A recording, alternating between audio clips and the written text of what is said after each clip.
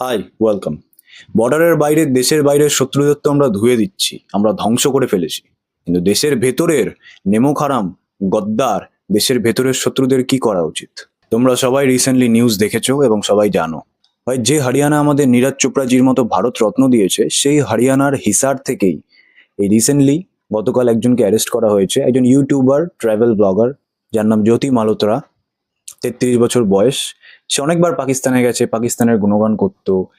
পেহেলগামের এই দুঃখজনক অ্যাটাকের আগেও সে পাকিস্তান গেছে এবং পেহেলগামে ভিজিট করেছে। রিসেন্টলি তাকে পুলিশ অ্যারেস্ট করেছে, কারণ তার বিরুদ্ধে অভিযোগ আছে যে সে পাকিস্তানের হয়ে স্পাইং করছিল, আমাদের দেশের হাইলি সেন্সিটিভ ইনফরমেশন পাকিস্তানের এজেন্সির সাথে শেয়ার করেছে সোশ্যাল মিডিয়ার মাধ্যমে, লাইক হোয়াটসঅ্যাপ, স্ন্যাপচ্যাট, ফেসবুক এর মাধ্যমে। এখানে একটা কথা আছে, এই জ্যোতি মালোত্রার ইউটিউবে 3,82,000 সামথিং ওপরে ফলোয়ার, আর ইনস্টাগ্রামে তো ভাই 13 লাখের ওপরে ফলোয়ার, 1.3 মিলিয়ন। এখানে আমার ভিডিওর টপিক আছে যে জাস্ট বিকজ আমাদের সবার কাছে আনলিমিটেড ইন্টারনেট আছে, তার মানে এই নয় যে আমরা যাকে তাকে দেখে বেড়াবো।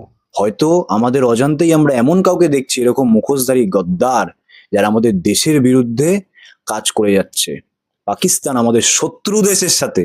এবং শুধু এই নয়, যাদের এই বলিউড সেলিব্রিটিদের সবাই ফলো করে, বেশিরভাগ বলিউড সেলিব্রিটি, সবাই নয়, কিছু কিছু জন মুখ খুলেছে, বাট বেশিরভাগ জন একটা মুখ খোলেনি অপারেশন সিন্দুরের টাইমে বা এই ইস্যু নিয়ে, একটা মুখ খোলেনি।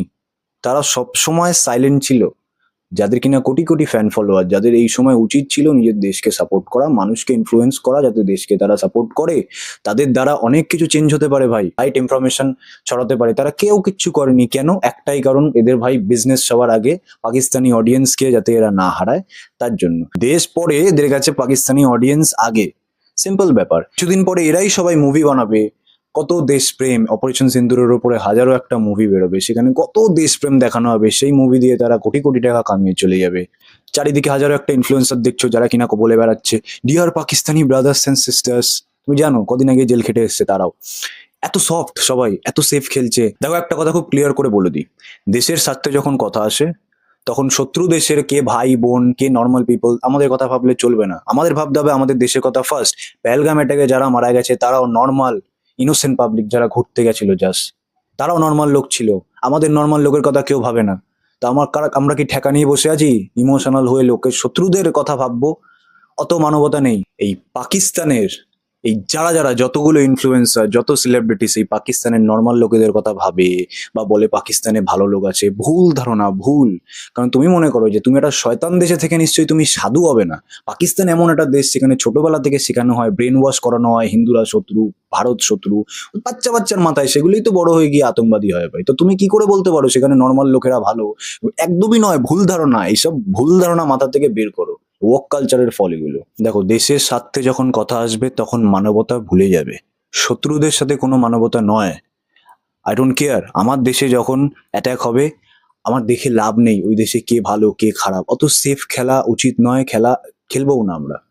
ওপেন ওপেন বলতে হবে, কেউ ভালো না, কেউ ভালো না। এই সেলিব্রিটি অ্যাক্টরদের সবাই যে এত দেখে এসছে, সব কটা জানোয়ারের বাচ্চা। এই শাহিদ আফ্রিদি, শোয়েব আক্তার, এই গাজওয়াই হিনফিন বলে বেড়াচ্ছে। শাহিদ আফ্রিদি একটা র্যালি বের করেছে ভারতের বিরুদ্ধে গালাগালি দেওয়ার জন্য, ফেক ইনফরমেশনের পরে ফেক ইনফরমেশন ছড়িয়ে বেড়াচ্ছে।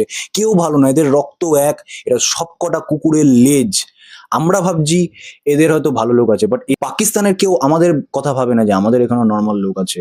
তারা ভাবে না, কারণ আমাদের মাথায় বুদ্ধি আছে। এগুলো তো কুকুর, এগুলো তো জানোয়ারের বাচ্চা, ভিখারি।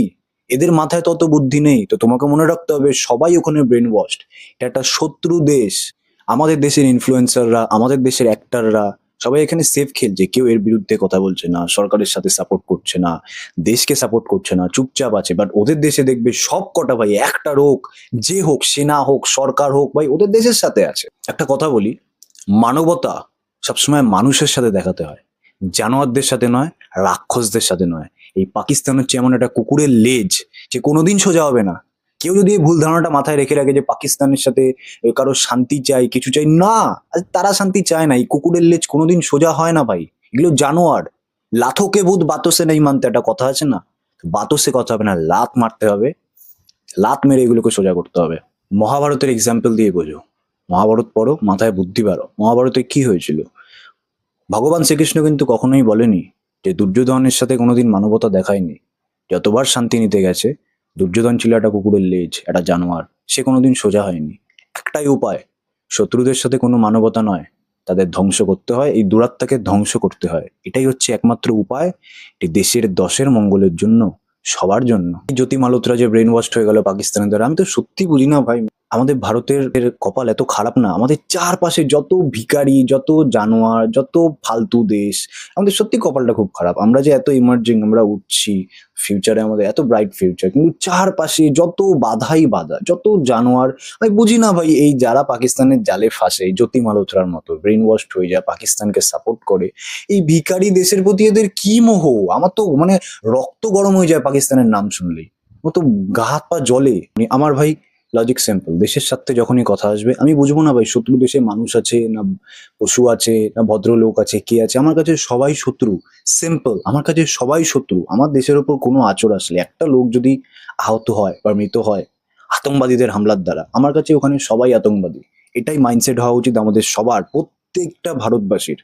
এবার একটা কথা বলি, জাস্ট বিকজ আমাদের কাছে আনলিমিটেড ইন্টারনেট আছে, আমাদের কাছে এখন সবার কাছে ইন্টারনেট, তাই বলে চোখ বন্ধ করে যাকে তাকে প্লিজ ফলো করবে না। কারণ হয়তো তুমি এমন একজনকে ফলো করছো, আমরা এমন কাউকে দেখছি, এই জ্যোতি মালোত্রার মতো লোক, এই অজান্তেই তুমি এমন একজন কাউকে ফান্ড করবে, সে তোমার দেশের বিরুদ্ধে কাজ করছে, পাকিস্তানের স্পাই হিসেবে দেশের বিরুদ্ধে, দেশের প্রয়োজনীয় তথ্য পাচার করছে, তোমার বিরুদ্ধে কাজ করছে, আমার বিরুদ্ধে কাজ করছে।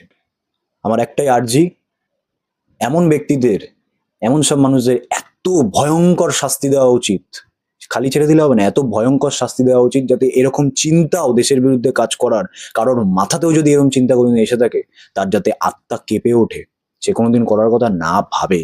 তো আমাদের সবার দায়িত্ব, আমি ভিডিওটা খুব কন্ট্রোল করে বানাচ্ছি ভাই, আমার মুখের ভাষা খুব খারাপ হয়ে যেত।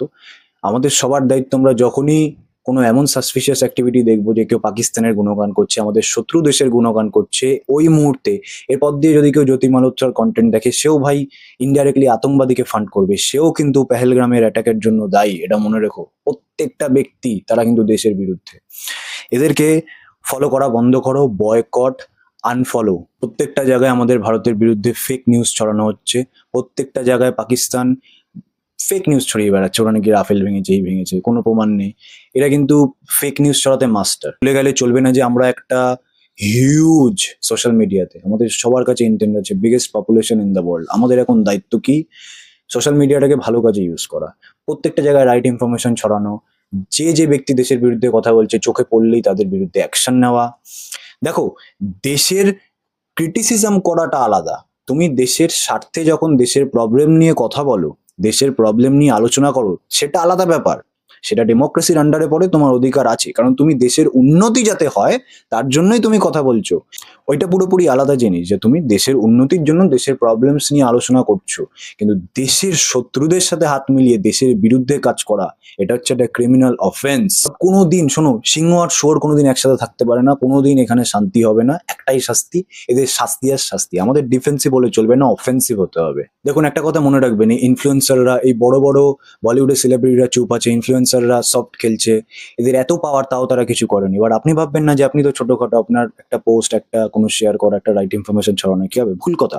রামায়ণের এক্সাম্পল মনে করুন, যখন রাম সেতু বানানোর সময় কাঠবিড়ালি এসে হেল্প করছিল, মানুষরা তখন বলছিল তোমার এই হেল্পে কি হবে, তোমার এই সাহায্যে কি হবে, ওইটুকুতে একটা ছোটখাটো টুকরো বালির কণা দেওয়ায় কি হবে? তখন স্বয়ং ভগবান শ্রীরাম এসে বলেছিলেন যে এটা ম্যাটার করে না যে তুমি কতটা হেল্প করছো, এটা ম্যাটার করে যে তোমার যতটা ক্ষমতা আছে তার ফুল পোটেনশিয়ালে তুমি হেল্প করছো কিনা, তুমি পুরোপুরি নিজেকে সমর্পিত করছো কিনা। তাই তুমি, তোমার একটা অনেক ম্যাটার করে ভাই। তাই সোশ্যাল মিডিয়াকে ভালো কাজে ইউজ করো। আমাদের একটা আলট্রা ন্যাশনালিস্ট কান্ট্রি হতে হবে ভাই, দেশপ্রেম মাস্ট, দেশের জন্য ফার্স্ট কথা বলতে হবে। এই ওক কালচারে ভুলে যেও না যে দেশপ্রেম বাজে জিনিস, উল্টোপাল্টা অনেক কিছু ছড়িয়ে পায়, ভুল। সব কান্ট্রি দেখবে, যত বড় বড় কান্ট্রি আর যারা উন্নতি করেছে, সবাই কিন্তু দেশ ফার্স্ট। তাদের দেশের বাইরে তারা, দেশের স্বার্থে তারা যা খুশি তাই করতে পারে, অন্য দেশকে যা খুশি তাই করতে পারে দেশের স্বার্থে। তো আমাদের সবাইকে একজুট হয়ে, এক মাইন্ডসেট হয়ে, প্রথম কথা ঐক্যবদ্ধ থাকতে হবে, ইউনিটি ফার্স্ট ভাই, তাহলেই আমরা আমাদের যে ব্রাইট ফিউচার, আমরা সঠিক রাস্তায় এগোতে পারবো। এই ছিল ভিডিও, খুব সোজাসাপটা কথাবার্তা বলেছি ক্লিয়ারলি। তুমি আমাকে বলো যে আমার কথাগুলো ঠিক কি না। এবং একটা কথা বলি, যে শত্রুদের সাথে কোনোদিন মানবতা নয়, রাক্ষসের সাথে রাক্ষসের মতনই ব্যবহার করতে হয়, বুঝেছো? যেখানে শান্তি দরকার সেখানে শান্তি, যেখানে অশান্তি সেখানে 10 ডবল অশান্তি করতে হবে। এটা মনে রেখো। আমাদের চারপাশে এমন পাবলিক ঘুরে বেড়াচ্ছে যারা কিনা আমাদের শত্রুদের হয়ে কাজ করছে আমাদের দেশের বিরুদ্ধে। তো তোমার দায়িত্ব সবসময় সাবধান থাকা, be aware. Thank you very much for watching. জয় হিন্দ ভাই।